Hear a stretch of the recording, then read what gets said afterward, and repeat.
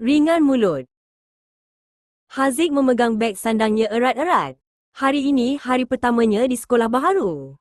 Ramai kanak-kanak lain sedang ketawa dan bermain, tetapi Haziq berasa malu dan takut untuk menegur sesiapa. Dia memilih untuk duduk di bangku di bawah pokok rimbun.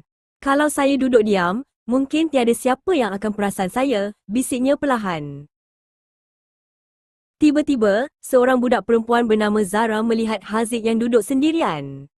Zara teringat nasihat ibunya, jadilah seorang yang mesra dan suka berkawan. Zara berjalan menghampiri Haziq dengan senyuman yang lebar. Hai, nama saya Zara. Awak nampak macam baru di sini. Nak main bersama kami? Sapanya dengan suara ceria.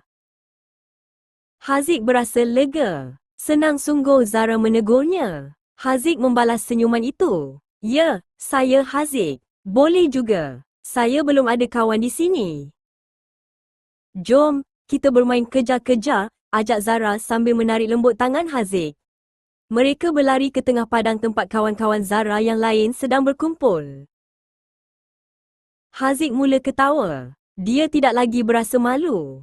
Kerana Zara ringan mulut dan berani menegur, Haziq kini mempunyai kawan baharu. Zara tersenyum. Sifat ringan mulut membuatkan dirinya mudah disenangi dan mempunyai ramai kawan.